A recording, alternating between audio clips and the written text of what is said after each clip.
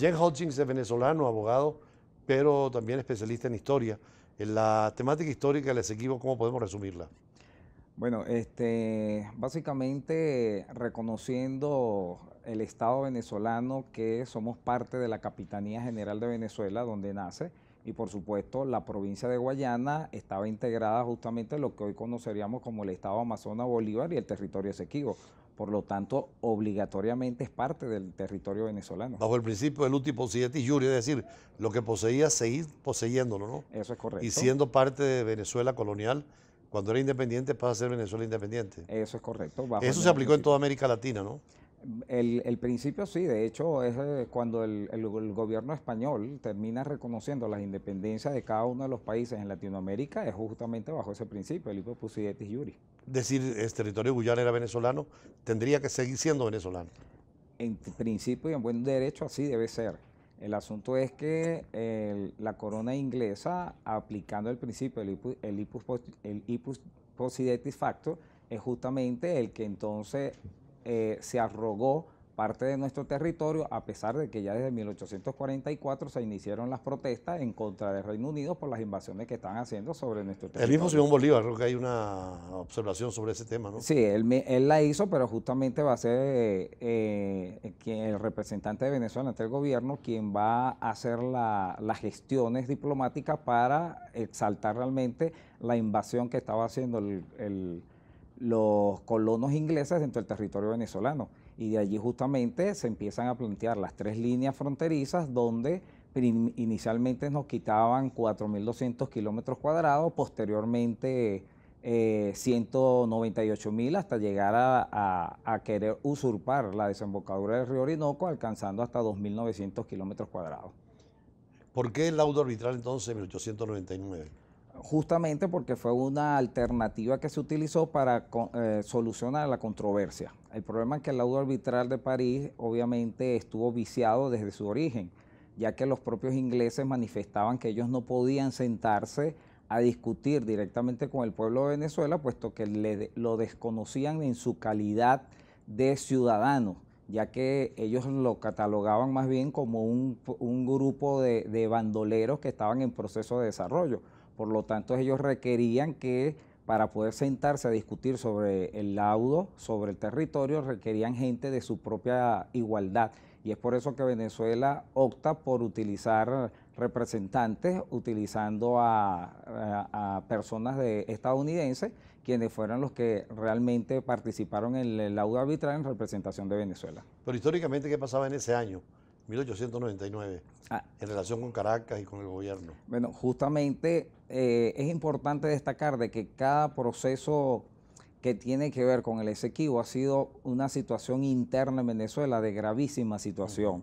Pareciera de que la historia está hecha para que Venezuela en sus momentos más críticos internos realmente estuviese a punto de los ingleses y ahora Guyana se aprovechara de esas crisis internas de la sociedad venezolana para lanzar sus zarpazos para buscar la buena forma de cómo destruir el territorio nacional. Sí, porque en 1899 ya Castro estaba llegando sobre Caracas, no había gobierno central. Eso es cierto, y no solamente eso, sino que la situación política interna y económica estaba realmente muy deteriorada, que conllevó a que Castro tuviese que buscar alternativas de cómo solventarlas, pero que esas alternativas causó grandes conflictos internos en la sociedad venezolana, que a su vez la única manera que trató de solventar esta crisis con el territorio fue buscando el nacionalismo mal entendido, justamente con este apoyo del gobierno norteamericano para poder tratar entonces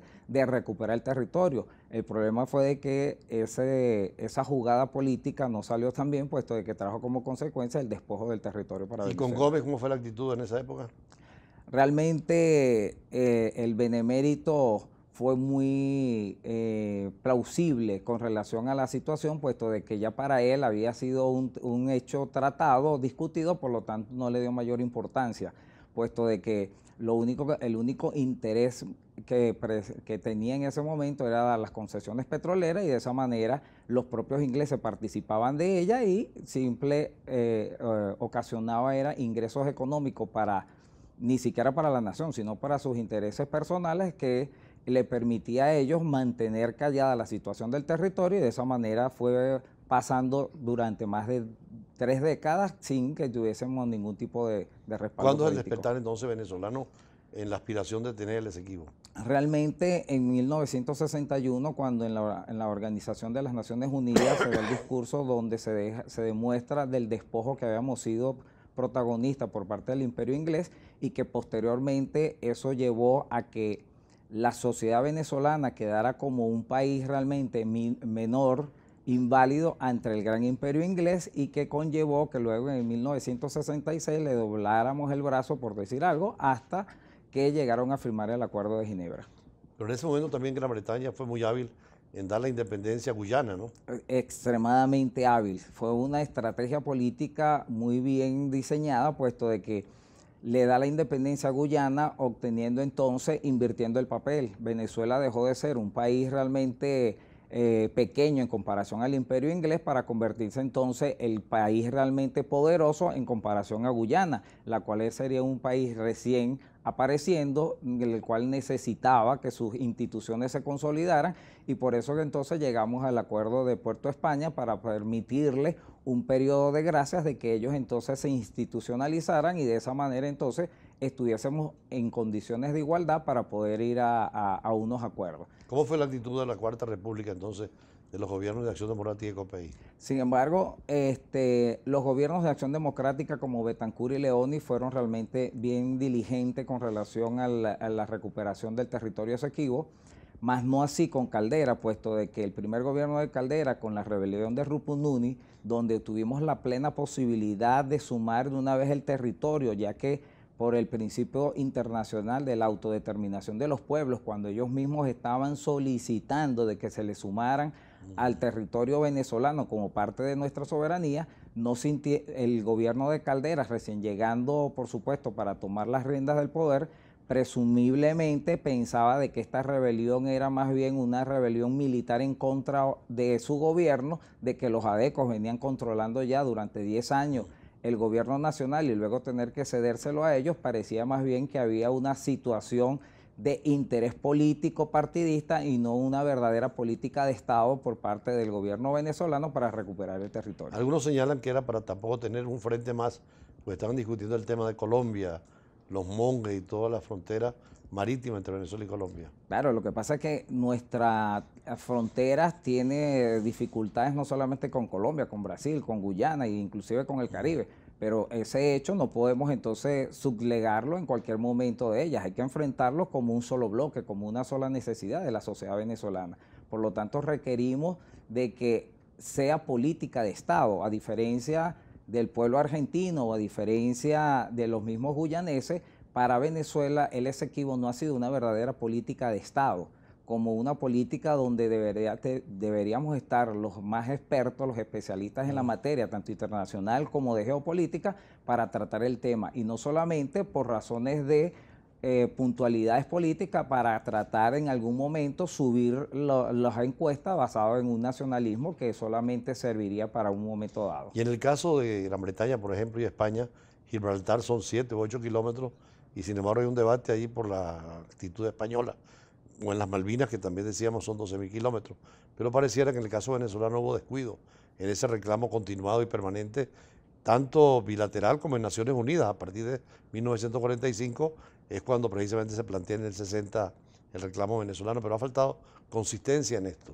Claro, lo que pasa es que ahí hay que entender que la sociedad venezolana como un todo siempre ha estado más interesada en los quehaceres diarios, que no han sido realmente lo más afortunados durante largo periodo, y entonces el territorio Esequibo, el cual todavía no hemos podido tener realmente soberanía sobre él, porque si bien reconocemos el Ipu Posidietis como nuestra base fundamental para reclamar el territorio, también es cierto que no hemos tenido la capacidad suficiente para crear nacionalidad dentro del territorio, para poder ejercer nuestros verdaderos derechos de soberanía sobre el territorio como tal, puesto de que durante el periodo de la independencia estábamos dando la batalla por la independencia. ¿Ha habido un cambio político en el último minuto que nos queda entre Maduro y Chávez?